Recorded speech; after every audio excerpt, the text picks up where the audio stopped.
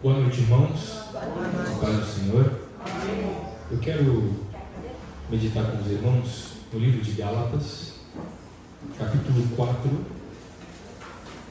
Eu quero ler apenas um versículo 19.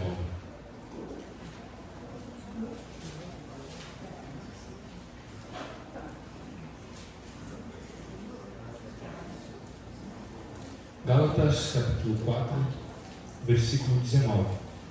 Amém? Meus filhinhos, novamente estou sofrendo dores de parto por sua causa, até que Cristo seja formado em vós. Mais uma vez, meus filhinhos ou meus filhos, novamente estou sofrendo dores de parto por sua causa, até que Cristo seja formado em vós ou em vocês.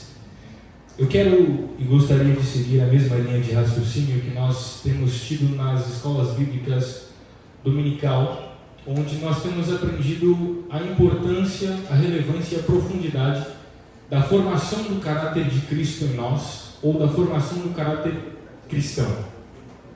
E é muito importante a gente perceber e entender que a formação do caráter de Cristo em nós, ou a formação do caráter cristão, ela não pode se resumir, não pode se decair apenas ao moralismo religioso, ao legalismo.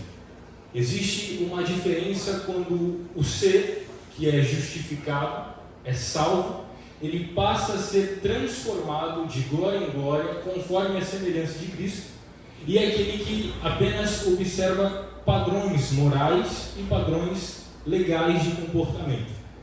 Nós temos 3 tipos de salvação, que é a justificação, quando nós conhecemos a Cristo e passamos a segui-lo, a santificação, que seria a salvação processual, e depois a glorificação, quando a igreja é levada aos céus para se encontrar com o noivo. E é da salvação processual, da santificação, que Paulo aborda aqui no capítulo 4 de Gálatas. Ele fala com aqueles irmãos, com aquele povo, a respeito da formação de Cristo naquela igreja, da formação de Cristo em cada um daqueles membros, daqueles congregantes. E ele destaca a importância de ter uma vida que se assemelhe a Cristo em sua essência e não apenas em sua imagem. Ele destaca a relevância, a importância e qual é a profundidade de termos o nosso interior, o nosso coração, o nosso sentimento, os nossos desejos realizados conforme a imagem de Cristo e não somente boas práticas. Se nós formos destrinchar o versículo 19, Paulo começa dizendo: meus filhos, ou em algumas traduções, meus filhinhos. A gente pode observar aqui, em primeiro lugar, que Paulo demonstra um carinho especial com aqueles irmãos. Ele trata como se fossem filhos dele. Ele trata como se fossem pessoas, irmãos, que ele de fato cuidou, como uma mãe cuida de seu filho. Mas essa expressão, meus filhos, no original, quer dizer um pai segurando uma criança de colo, mas também quer dizer uma expressão de um mestre a um discípulo querido. De qualquer modo, Paulo está mostrando que aquela igreja, aquele povo, aqueles irmãos são importantes para ele e que há uma relevância no cuidado, há uma preocupação do apóstolo em que Cristo de fato seja formado na vida daqueles irmãos. Meus filhinhos, novamente eu estou sofrendo dores de parto por sua causa. Ao mesmo tempo que ele mostra essa preocupação, esse caráter afetivo, esse caráter paterno, Paulo também está dizendo que aqueles irmãos ainda eram imaturos. E eram imaturos porque Cristo ainda não havia sido formado dentro deles completamente. A mesma expressão que Paulo diz: olha, meus filhinhos, eu ainda estou sofrendo, ou novamente estou sofrendo, é o que ele diz aos cristãos da igreja em Corinto, no capítulo 3. Ele diz: olha, eu não vos pude falar como a espirituais, mas como a carnais, como a crianças que ainda necessitam do leite materno. Não é que Paulo não tinha a capacidade de falar como a espirituais, Não é que Paulo não tinha profundidade, conhecimento ou técnica para falar com os espirituais. Não é que Paulo não queria falar com a igreja como os espirituais, é que ele não podia, em decorrência da imaturidade daqueles irmãos. E às vezes nós nos perguntamos por que não vivemos a plenitude da experiência de Cristo, ou porque não conseguimos desfrutar da profundidade do Evangelho, porque ainda nós somos imaturos nesse sentido. Não é que não há profundidade, por exemplo, do ministro de Deus, do pastor, em falar à sua igreja, ou que as portas dos céus estão cerradas para nós, mas a nossa imaturidade gera a incapacidade de recebermos e desfrutarmos do melhor de Deus, desfrutarmos das coisas boas e dos melhores frutos que Ele tem para nós. Paulo continua dizendo: eu estou sofrendo dores de parto por sua causa ou por causa de vocês, até que Cristo seja formado. Esse até que indica que não é do dia para a noite ou da noite para o dia, que a formação de Cristo em nós, ou o caráter de Cristo em nós será desenvolvido.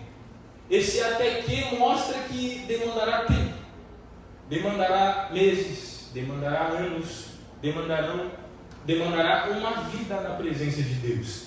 A nossa dificuldade em compreender que o caráter de Cristo, a formação de Cristo em nós, o trabalhar de Deus no nosso interior, não se dá como um fast food, não se dá no momento em que desejamos, não se dá quando nós queremos que se desenvolva em nós. O caráter de Cristo, a formação de Cristo em nós, se dá dia após dia, se dá quando nós decidimos cada dia, se dá quando nós nos levantamos da nossa cama e vamos para enfrentar o nosso dia. A formação do caráter de Cristo no homem e na mulher de Deus é dado na labuta do nosso cotidiano. E nós precisamos entender que essa formação do caráter de Cristo em nós, essa transformação à imagem de Deus, ela não é uma formação linear. Ou seja, não serão todos os dias que nós nos sentiremos fortes. Não serão todos os dias que nós conseguiremos dizer não ao pecado. Não serão todos os dias que nós conseguiremos dar a nossa outra face. Haverão dias que nós pecaremos, sim. Haverá dias que nós negligenciaremos, sim, a palavra de Deus. Mas o importante não é apenas o recorte de uma vida ou o recorte de um dia. O importante é que o Espírito Santo ainda trabalha em nossos corações e trabalhará até que nós possamos alcançar a plenitude de Cristo. Como diz Provérbios, a vereda do justo é como luz da aurora, vai brilhando, brilhando, brilhando, até que enfim possa raiar o dia. E é importante a gente perceber que quando nós ainda não possuímos a formação de Cristo em nós, nós estamos limitados a desfrutar do melhor de Deus, do melhor do reino dos céus. Paulo, algumas vezes aqui no capítulo 4, na carta aos Gálatas, ele se refere àqueles irmãos e àquela congregação como uma congregação imatura, como um povo que já havia experimentado a plenitude de Deus, já havia experimentado o melhor do Senhor, mas ainda estavam decaindo a princípios elementares e princípios básicos. Veja comigo no versículo 3, Paulo diz: assim também nós, quando éramos menores, estávamos escravizados aos princípios elementares do mundo. Mas quando chegou a plenitude do tempo, Deus enviou o seu Filho, nascido de mulher, nascido debaixo da lei, a fim de redimir os que estavam sob a lei, para que recebêssemos a adoção de filhos. Paulo está questionando: vocês conheceram o verdadeiro Cristo? Vocês experimentaram qual era a boa e perfeita e agradável vontade de Deus para a vida de vocês? Vocês desfrutaram da graça e agora vocês decaíram novamente para esses princípios elementares? E é uma linha tênue, é uma divisão muito mínima quando nós entendemos que a formação de Cristo em nós não é apenas preceitos e costumes morais. Sim, o caráter cristão tem a ver com o moral, mas a observância de princípios religiosos, sem a ação do Espírito Santo, sem a transformação do Evangelho pela palavra de Deus, não tem valia alguma. Paulo diz no versículo 9: mas agora conhecendo a Deus, ou melhor, sendo conhecido por Ele, como é que vocês estão voltando àqueles mesmos princípios elementares fracos e sem poder? Quando nós nos preocupamos em viver a semelhança de Cristo e viver sendo transformados à imagem de Deus, a nossa vida ela tem poder, ela tem graça, a nossa vida transmite luz para aqueles que estão nos vendo do lado de fora. Mas quando nós nos preocupamos em apenas observar algumas práticas e normas morais e religiosas, Paulo diz: bom, esses princípios que vocês fazem são fracos, não têm poder, não dizem nada a respeito do Evangelho. E muitos de nós nos preocupamos com a imagem que iremos transmitir, e às vezes essa imagem transmitida, cheia de moral, é esvaziada da graça de Deus. Como nós podemos observar isso? Quando nós nos preocupamos em transmitir uma imagem correta, uma imagem moralmente boa, mas nós não temos compaixão com aqueles que pecam publicamente. Nós não conseguimos estender a nossa mão e os nossos braços para ajudar e auxiliar os que necessitam. Nós olhamos de forma soberba para o próximo que falhou, ou que nós vimos que falhou. Nós não temos a capacidade de, no secreto, chamar o irmão, orar pelo irmão e poder conduzi-lo, seguir juntamente com o irmão num processo de transformação. Quando nós observamos simplesmente a moral esvaziada da graça de Deus, nós nos transformamos à imagem de fariseus. A ideia de Paulo é que não apenas Cristo habitasse esporadicamente naqueles cristãos, mas se Cristo fosse formado naqueles cristãos em essência. Ou seja, o falar daquele povo, o olhar daquele povo, a forma com que eles iam se relacionar, seja na igreja, seja no trabalho, seja na sua família, iria ser transformada por completo.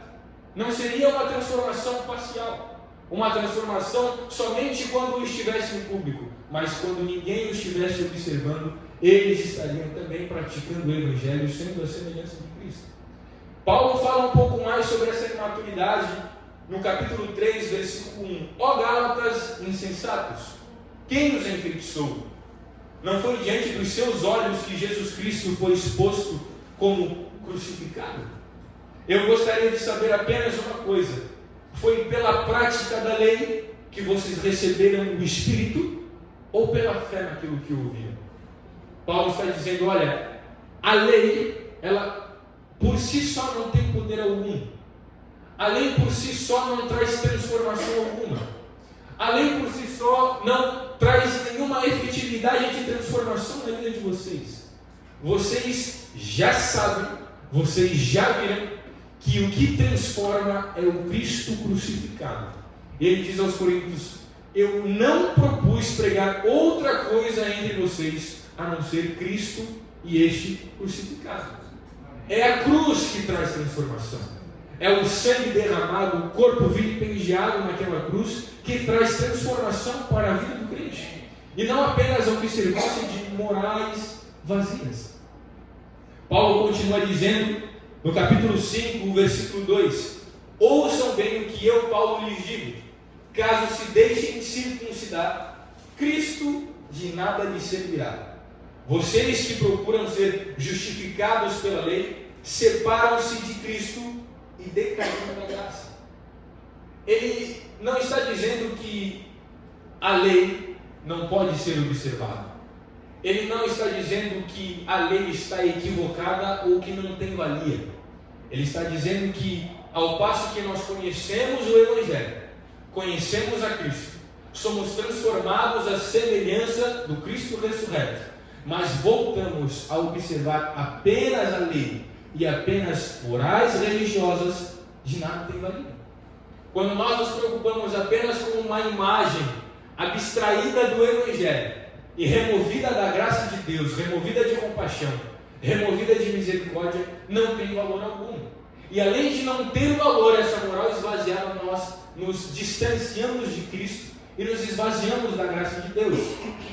No capítulo 1, versículo 6, ele diz que admirava que aquele povo tivesse abandonado tão rapidamente aquele que o chamou pela graça de Cristo para seguirem a outro evangelho. Deixar de seguir a graça de Deus e não permitir com que a transformação de Cristo em nós se torne uma realidade é o mesmo que dizer que nós nos apostatamos da fé. Deixamos de crer no Cristo verdadeiro para crer apenas em procedimentos, em dogmas, e nos debater e nos debruçar em questões que não têm valia alguma para a transformação, primeiro nossa, do nosso interior, para a transformação da nossa comunidade de fé, e depois para a nossa família, para as pessoas que nos observam do lado de fora. Versículo 19 ainda, de Gálatas capítulo 4, ele fala: até que Cristo seja formado em vocês.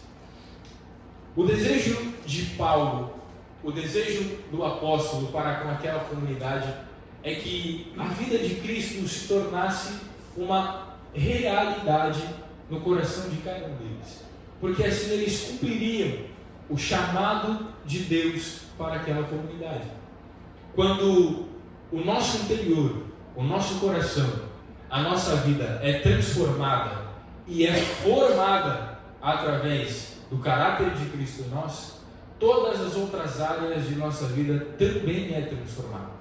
Nós somos curados, nós somos remidos, nós somos justificados. Quando temos algumas feridas internas, algumas angústias e questionamentos, quando nós entregamos o nosso interior para ser transformado à imagem de Cristo, o Senhor Jesus cuida de cada área de nossa vida, seja ela financeira, seja ela emocional, seja ela religiosa, seja ela profissional, seja ela educacional. O Senhor cuida, porque nós permitimos com que o nosso interior fosse transformado e cuidado pelo nosso Senhor e Salvador. E o desejo de Paulo e o nosso desejo deve ser o que ele disse no capítulo 2, versículo 20. Os irmãos acompanhem comigo. Paulo diz: eu fui crucificado com Cristo, assim já não sou eu quem vive, mas Cristo que vive em mim. A vida que agora eu vivo no corpo, eu vivo pela fé no Filho de Deus, que me amou e se entregou por mim. Ou seja, Paulo está dizendo: quando eu me permito entregar a Deus, a minha vida inteira é governada por Ele. Nós já sabemos que é muito importante ter o nosso coração, a nossa vida, o nosso caráter transformado à imagem de Cristo e à sua semelhança. Sabemos que esse processo é um processo doloroso. Quando Paulo diz que, meus filhinhos, eu estou sofrendo novamente dores de parto, no original é literalmente isso.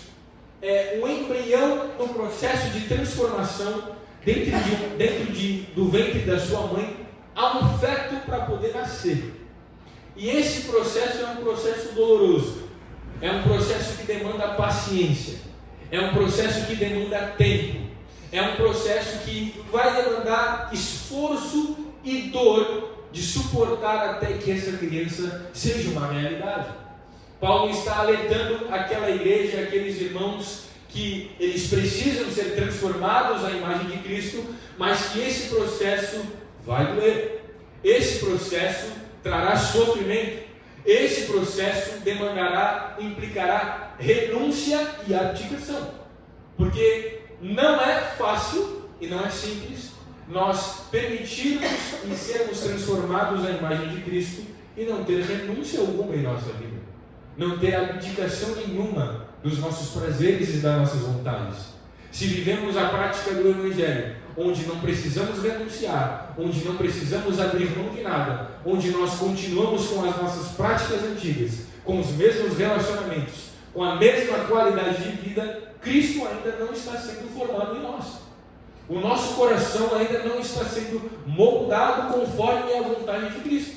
Porque ser moldado, ser transformado, implica dor, abnegação e rendição a Ele. E como nós podemos nos aproximar dessa formação e dessa transformação de Cristo em nós? Como nós podemos observar e viver o melhor de Cristo sem que necessariamente nós abrirmos mão de prazeres que são saudáveis no nosso dia a dia, sem necessariamente abrir mão de relacionamentos que vão construir uma boa base, uma base sólida, para que possamos contribuir e sigamos no caminho de Cristo.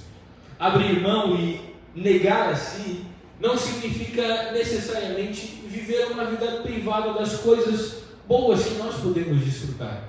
Pelo contrário, é saber desfrutar dessas coisas, desses relacionamentos, desse tempo de qualidade e daquilo que o Senhor nos permite desfrutar aqui, de forma saudável e inteligente. E eu gostaria de pegar algum gancho da pessoa mais importante que deve ser na nossa caminhada, senão Cristo. Eu gostaria de tomar emprestado as palavras de Jesus para que nós possamos observar de forma mais detalhada se Jesus está sendo formado em nós e se o nosso interior está sendo transformado à imagem e semelhança do Cristo ressurreto. Eu gostaria que os irmãos lessem comigo Mateus capítulo 16, o versículo 24, em que Jesus diz: não a todos e não à multidão. Jesus direciona essa ordenança aos seus discípulos. Mateus capítulo 16, versículo 24. Jesus diz assim: se alguém quiser acompanhar-me ou vir após mim, negue-se a si mesmo, tome a sua cruz e siga-me. A gente pode, a partir desse versículo, destrinchar e entender como se dá o processo de formação, que é doloroso, do verdadeiro Cristo em nós, para que nós possamos ser chamados de cristãos ou pequenos cristos. E a primeira coisa que Jesus diz é: se alguém quiser. Isso é muito interessante porque Cristo não obriga ninguém a seguir. Cristo não obriga ninguém a seguir a Ele e seguir aonde Ele vai. Cristo não obriga ninguém a viver uma vida de santidade. Ele faz um convite: se alguém quiser vir após mim. E nós precisamos entender que o chamado a viver o Evangelho e o chamado a viver conforme os preceitos de Cristo é um convite, é um chamado. Mas ao passo que nós aceitamos esse chamado por voluntariedade e gratuidade, nós precisamos sim cumprir alguns requisitos. Nós somos convidados a seguir, somos convidados a viver uma vida conforme a imagem e semelhança dele. Somos convidados a viver próximos a Ele e como seus discípulos. E quando nos tornamos seus discípulos, precisamos cumprir esses 3 mandamentos. O primeiro mandamento de Jesus é: negue-se a si mesmo. E muitas das vezes nós lemos esse texto como se fosse uma vida privada. Não é disso que Jesus está falando. Jesus não está falando de uma vida privada em que você não pode ir a lugar algum a não ser a igreja. Você não pode ter nenhum tipo de amizade a não ser que seja da igreja. Você não pode ter nenhum outro tipo de atividade ou tempo de qualidade que não seja atividades na igreja. Não é disso que Jesus está falando. Jesus não está falando de uma vida esvaziada de alegria e de prazer. Porque caminhar com Cristo e seguir a Cristo é ter alegria em viver. É ter alegria em ser semelhante a Ele. O que Jesus está dizendo é que nós precisamos nos negar a ponto de dizermos como Paulo disse: não sou eu mais quem vivo, é Cristo quem vive em mim. É abrirmos o controle da nossa vida, dos nossos relacionamentos, do nosso trabalho, de tudo aquilo que formos decidir e tomar como decisão final em nossas vidas e entregar a Cristo. É negar a nós mesmos quando nós colocamos os nossos prazeres, as nossas vontades submetidas a Cristo, os nossos sentimentos submetidos a Ele. Ou seja, nós gostaríamos de reagir de uma forma, gostaríamos de fazer alguma coisa de uma outra maneira, mas nós nos colocamos abaixo de Cristo, submissos a Cristo, e Cristo diz: não, não é dessa forma, e procedemos como Cristo procederia. Negar a si é abdicar da razão, negar a si é abrir mão de quando nós temos o nosso conceito apegado a nós mesmos, mas nós abrimos mão disso para que Cristo viva em nós e para que a vida de Cristo seja manifesta em nós para outras pessoas, para que os outros vejam que Cristo habita verdadeiramente em nós.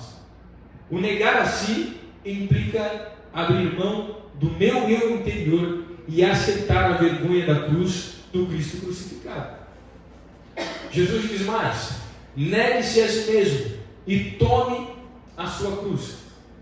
Eu já vi algumas pessoas dizendo que o meu esposo é a minha cruz, o meu filho que não serve a Deus é a minha cruz, um relacionamento passado é a minha cruz. Não, não é a sua cruz. O seu esposo é seu esposo e o seu filho é o seu filho. Tomar a cruz significa aceitar a vergonha do Evangelho, significa se identificar com Cristo exposto na cruz.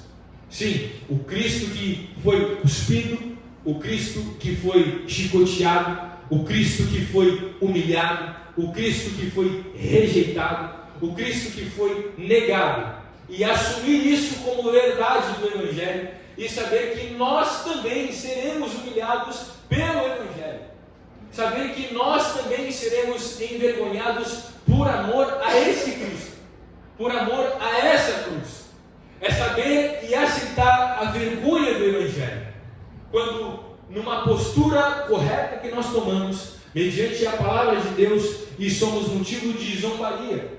Olha, ele não faz. Olha, lá vai o crentinho. Olha, lá vai o super correto. É aceitar essa vergonha e dizer: verdade, mas é Cristo quem habita em mim. Eu sou luz nas trevas. Eu trago sal para a terra, trago sal para o mundo, porque eu aceitei a vergonha da cruz. Eu aceitei a vergonha do Evangelho e me assemelho a Cristo. Dia após dia, saber que nós iremos nos levantar, iremos caminhar, e a humilhação de Cristo estará carregada com nós. Nós estaremos servindo ao Cristo que foi crucificado, ao Cristo que foi exposto, ao Cristo que foi vilipendiado, e a obra dele na cruz está trabalhando, está agindo em nossos corações. Tomar a cruz implica-se cada dia abrir mão de si mesmo, abrir mão das suas próprias vontades e volições e se aproximar do Cristo humilhado e exposto. Que Cristo exposto e crucificado é esse? É o Cristo que, quando poderia ter reagido de uma outra forma, quando na cruz ele poderia ter descido e salvado a si, ele calou e sofreu o verdadeiro amor. É quando nós temos sim a razão, é quando nós sim poderíamos dizer que estamos certos, mas nós preferimos seguir a humilhação de Cristo na cruz, preferimos viver em amor e em conformidade com a palavra de Deus. É a mesma coisa quando Jesus disse ao Pai: Senhor, se possível, afasta de mim esse cálice, todavia seja feita a tua vontade. Quando nós pronunciamos esse todavia a Deus, seja feita a tua vontade, nós estamos no processo de amadurecimento e o caráter de Cristo está sendo formado dentro de nós, mais uma vez, mesmo que implique dor e sofrimento. E Jesus encerra dizendo: siga. Nós precisamos entender que o caminho com Jesus é literalmente um caminho, é dinâmico, é movimento, é dia após dia. Mas, ao mesmo tempo, quando Jesus diz siga-me, ele está dizendo: sou eu na frente e você atrás.